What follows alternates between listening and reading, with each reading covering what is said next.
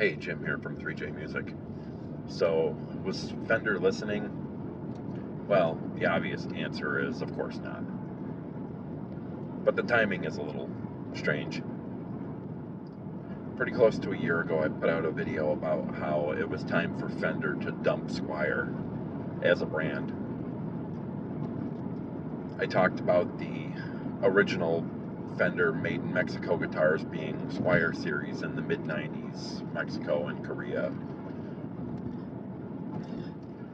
And I just done a review video on a newer Squier Affinity Series Stratocaster, and it was a really cool guitar. And I talked about brands like PRS and Ibanez and how they didn't have a sub-brand for their imports. They put their name on their imports. And I thought that it was time for Fender to do the same, or maybe go back to the Squier series or something for their imports, since Fender makes guitars everywhere. So I don't usually do videos about gear that I don't have to show you, but I want to talk for a minute about the Fender Standard Series guitars that's new for 2025.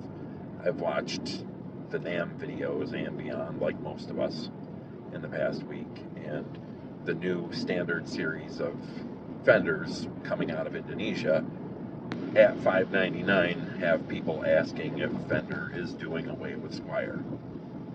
Of course, I have no inside information on that. I'm just like most of you. I watch some YouTube videos and maybe read the occasional article.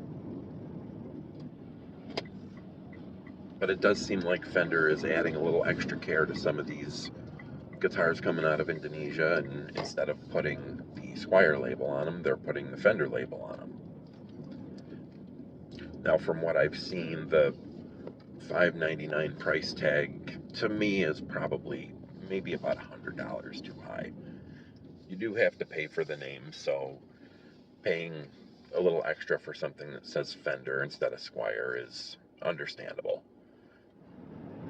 Now, with that said, there's been a lot of talk about the price of these new standards, and those of us who've been playing guitar and buying guitar longer than maybe the last 5 years or so, we still haven't gotten over the sticker shock, if you will.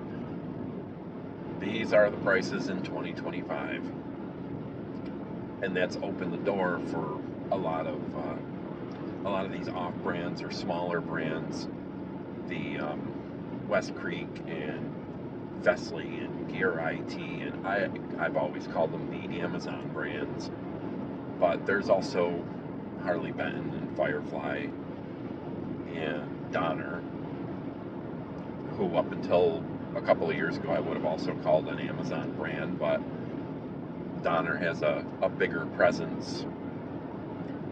Donner Direct on eBay.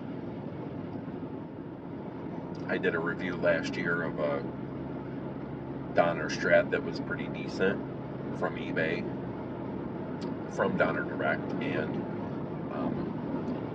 recently some of my friends and peers on the smaller YouTube channel circuit, guys like Searching for Tone and the Rev Doctor, and they've also taken advantage of that. That's opened the door for some of these smaller brands to come in.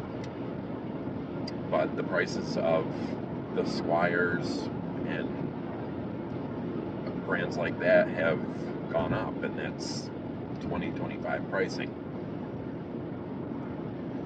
You can't get a made in Mexico Fender for $599 new anymore, so they've taken that model to Indonesia, and I mean, my guess is that Fender is just trying to add some legitimacy at a better price point,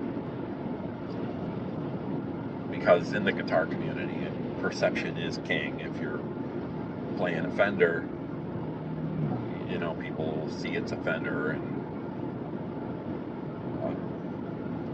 I think this is a smart move for Fender. Are they phasing out the Squiers? I don't know. But to give you the brand name at at a slightly lower price point is a smart move. The PRS SEs in the beginning didn't have the PRS logo on the headstock either, and now they do.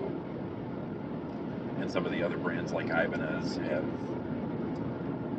were smart about it right from the very beginning. So I'll reserve judgment on the standard series guitars until I'm actually able to get one in my hands and see what it's like. But for those of us who like the used market, 6 months to a year down the road, there'll probably be some pretty good deals on those used too, or especially local. You might be able to pick those up for $300 or $350, in a local situation.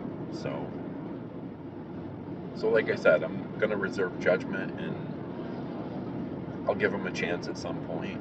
It seems like they've put a little extra care into these guitars, and maybe they have, maybe they haven't. Maybe they are just Squiers with a Fender label. Maybe they've really done nothing extra. But some of the videos out there, some of the deeper dives into these guitars look pretty promising. So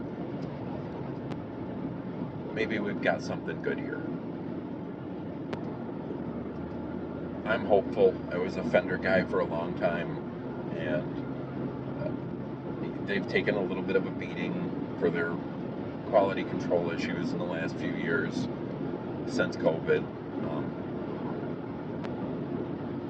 Still a lot of great things about Fender guitars, and still a lot of great things about Squier guitars. So if it's kind of a marriage of the two, I'm hopeful.